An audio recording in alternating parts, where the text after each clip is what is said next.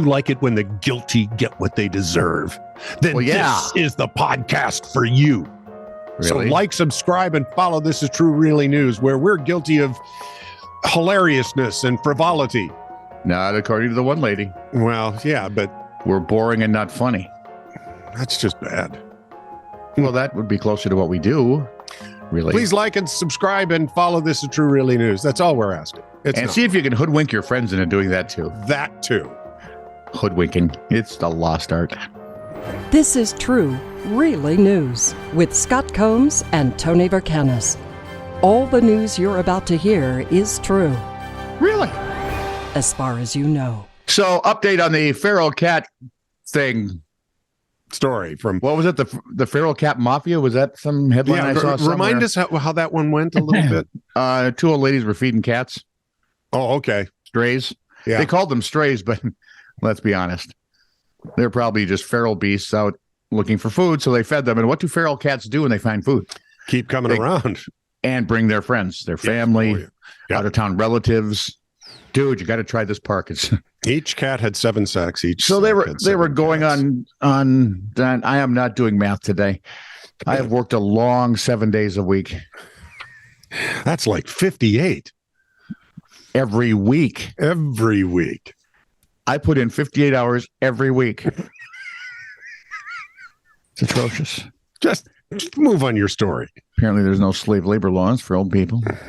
So anyway, the 2 women were arrested and charged, and the municipal judge, in a hearing that lasted for some reason all freaking day, found the 2 women guilty on all charges that started when they were caught trapping the cats, right? Mm-hmm. Mm-hmm. The Wetumpka municipal judge, Jeff Courtney, who must have just brought Rolaids up to the eyeballs, sentenced 61-year-old Mary Alston, 85-year-old Bev Roberts, 2 years unsupervised probation and $50 fines.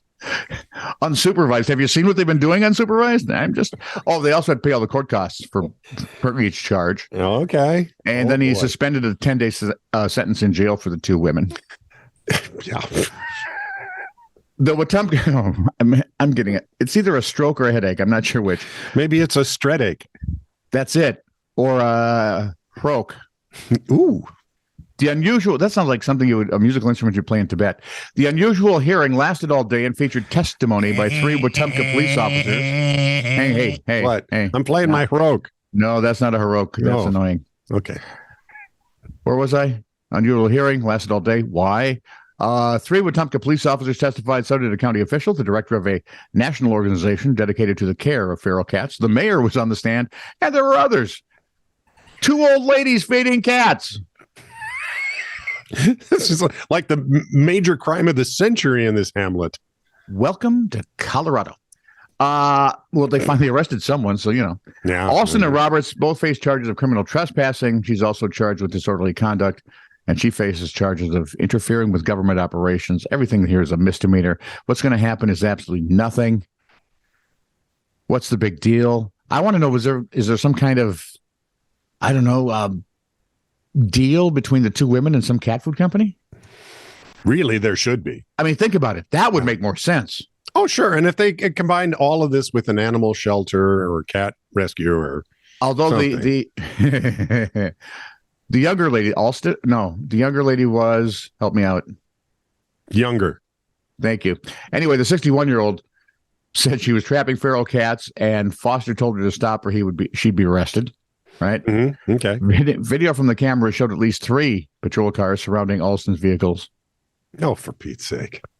In the video, the question of the day was, y'all have 3 cop cars because I'm feeding cats?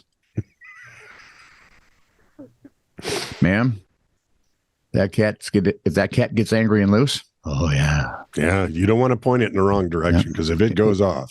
One of the cops also got slapped by one of the ladies who called him I'm not. See, now what I like is these women just like animals because they're feeding cats and they know all the terminology for dogs, male or female, and they used it. Probably should not call a policeman that, but hey. So basically, all they got was a slap on each wrist, a very light one because they're old and fragile. Yeah, there you go.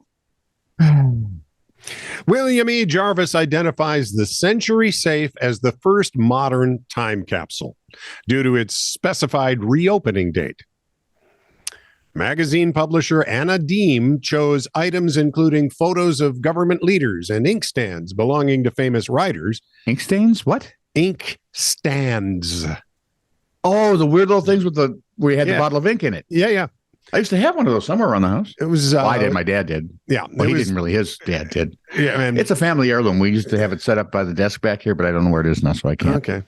I'm sorry. Please carry on. There was something about an ink stain. This was all part of the 1876 Philadelphia Centennial Exposition. Okay.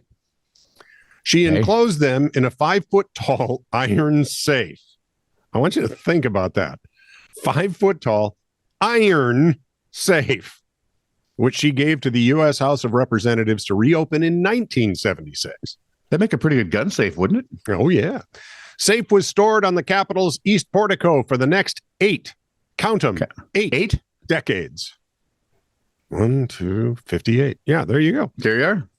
When the time came to open it during the nation's bicentennial, no one could remember where the keys were. Ain't that a kick in the head? So all this planning. What the hell? They grabbed a locksmith and cracked it. The locksmith? No, the bin with all the belongings. Right there. Poor bastard didn't even know what he was getting into. So if you ever walked along a beach, you see the ocean. And if you walk along certain beaches, you find stuff dumped on the beach, right? Oh, yeah, like sometimes octopuses. Sometimes you see dead marine creatures, the odd starfish. Mm-hmm. Although, is there any starfish odder than Patrick? Not that one, the one from SpongeBob, you bozo. Yeah, right. Yeah. Sit back down, Mr. Reed. Somebody strolling a Brazilian beach found something they think is stranger than anything ever washed up. They think it's a skeletal hand from an alien.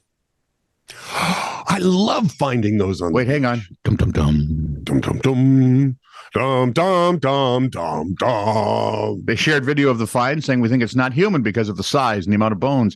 What could it possibly be? Well, how about not human? The footage shows a hand-shaped object with very long fingers. A flip-flop is held next to it to show just how big it is. The woman on the video says it's very big. We don't know what animal it is. And if it's an alien, even worse. According to New York Post, comments on the video included look like E.T.'s hand, could be a mermaid, all these standard, very helpful discussions. Could be one of them waterborne unicorns. Another person came up with this one. Take it to a biologist because that isn't normal. Right. And the biologist said? A marine biologist who was just going off the video said he's certain the bones aren't human. He thinks the hand likely is from a cetacean. It's an aquatic mammal like a dolphin or a whale. While he said further tests are needed, his guess is that it's a dolphin since they are common in the area and often have 2 hands. Inside their flippers? He didn't say that part. So they're wearing mittens. Yeah, and you know that little dorsal fin? That's hiding. You don't want to know what that's hiding. He feels the animal probably died about 18 months ago. Why would you possibly? Because I'm looking at it and it looks like a hand. But I don't know bone structure of aquatic beasts, so. Sure. I was thinking it might be a penguin. They don't have hands either, dude. No, they're wearing mittens. No, they're. Yes. Yeah, they are. They're the only animal allowed to wear mittens to formal get-togethers. There you go. Missed it by that much. How much? Well, let's see. 1970 until today. So 58 years? Yeah, give or take. Way back in 1970, ecologists and environmentalists predicted the buildup of nitrogen, dust fumes, and other forms of pollution would make the air unbreathable by the mid-1980s. And they were obviously wrong on that. All counts. They predicted all urban dwellers would have to don gas masks to survive. Oh, no, that'd been cool. that particle clouds would block the majority of sunlight from reaching Earth. And that wouldn't be cool. Hey, wait. What? If we don't get sun and stuff, yeah, do we still get the snow? I think we'd have to. Damn. And that farm yields would drop as dust blotted out the sun. Well, we kill out the skinny ones. In any case, however, at that time, the rate of air pollution had already been falling for most of the world, usually in the absence of dedicated policy changes. Damn it, I gave a good horror story going and you people mess it up with truth.